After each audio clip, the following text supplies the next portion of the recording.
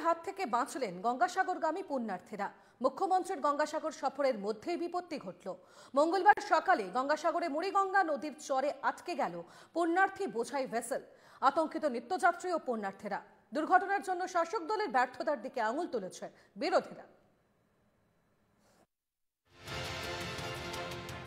গঙ্গাসাগর মেলার উদ্বোধন ও এলাকার পরিস্থিতি তদারকি করতে স্বয়ং মুখ্যমন্ত্রী মমতা বন্দ্যোপাধ্যায় হাজির গঙ্গাসাগরে।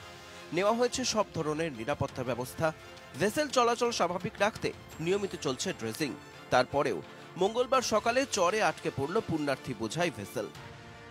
গঙ্গাসাগরের কচুবেড়িয়া ঘাট থেকে পুণ্যার্থীদের নিয়ে ভেসেলটি ৮ নম্বর লটের দিকে যাচ্ছিল। ভেসেল আটকে পড়ায় আতঙ্কিত হয়ে পড়েন যাত্রীরা। ভেসেল কর্মীদের দাবি, কুয়াশার কারণেই ভেসেল চড়ায় আটকেছে।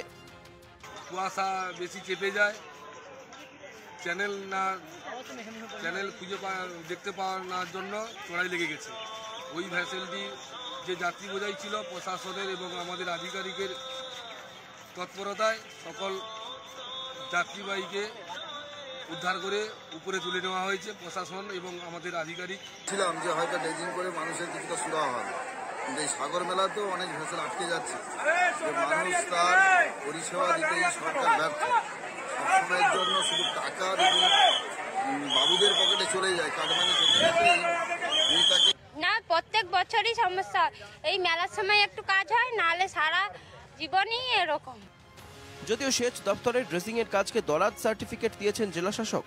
ড্রেজিং এর কাজ ইরিগেশন খুব ভালোভাবেই করছে। সেই থেকে কচুবেড়িয়া এইটা কিন্তু আমাদের যা ড্রেজিং আমরা এক্সপেক্ট করছি, এবার যদি কুয়াশা না থাকে তাহলে কিন্তু আমাদের অন্তত 18 থেকে 20 ঘন্টা আমাদের কিন্তু এই মুভমেন্টটা আমাদের হবে।